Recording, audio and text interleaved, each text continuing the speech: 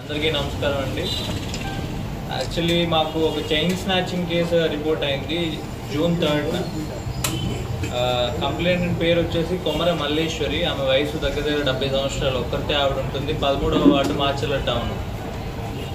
ఏమైందంటే 2వ తారీఖున ఈ నెల సాయంత్రం 7:30కి ఎవరు లేని టైంలో అక్యూజ్డ్ ఎవరైతే ఉన్నాడో వాడు ఒక 2-3 సార్లు చుట్టూ అటు ఇటు తిరుగుతూ ఒంటరిగా ఉన్న మహిళను టార్గెట్ చేసుకొని, అది కూడా ఏజ్ పర్సన్ టార్గెట్ చేసుకొని వాడి ఇంట్లోకి వెళ్ళి చైన్ స్నాచ్ తీసుకొని వెళ్ళిపోయినాడు.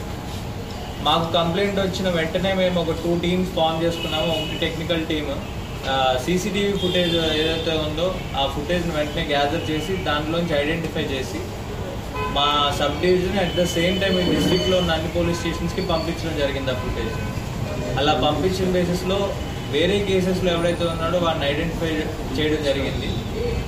అక్యూజ్ని షేక్ జానీ ఐడెంటిఫై చేసిన తర్వాత ఇంకొక టీం ఫామ్ చేసాము. వెంటనే గురజాల్లో ఉంటాడు తను అక్యూజ్.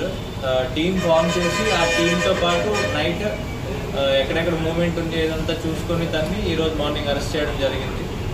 అరెస్ట్ చేస్తే తను ఈరోజు ఒక 4 కేసెస్లో కన్ఫెస్ చేశాడు. Crime number 136/22, 138/24, 148/24, 87/25. టోటల్ మొత్తం అంతా కలిపి ఒక 128 గ్రాముల బంగారము ఇప్పటికీ రికవరీ చేస్తున్నాం. 128 గ్రామ్స్ టోటల్ రికవరీ అయిపోయింది. 4 కేసెస్లో 100% రికవరీ. అలాగే ఈ కేసెస్లో ఏం చేస్తున్నామంటే ఎవరైతే రిసీవర్స్ ఉన్నారో వాళ్ళని కూడా ఐడెంటిఫై చేయడం జరిగింది. ఈ బంగారాన్ని దొంగ బంగారం అని తెలిసి కూడా కొంటున్న ఎవరైతే రిసీవర్లు ఉన్నారో వాళ్ళ పేర్లు కూడా ఎఫ్ఐఆర్లో యాడ్ చేస్తాము.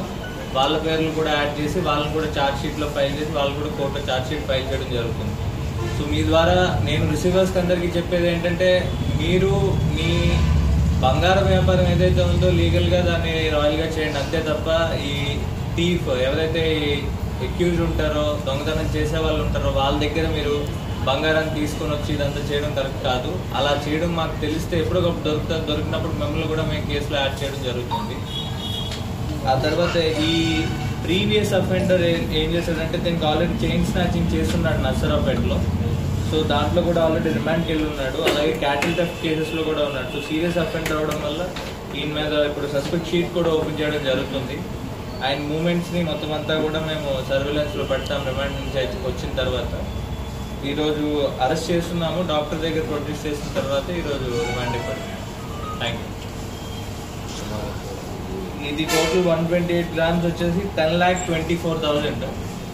దీనికోసం సిఐ ప్రభాకర్ ఈ స్టేషన్ SHO ఆయన టీంలో ఆయన అండర్లో ఒక 2 టీమ్స్ ఫామ్ చేశారు. Headed by 2 SIs. ఒకటి వెంకటరమణ SI, ఇంకొకటి సంధ్యారాణి SI.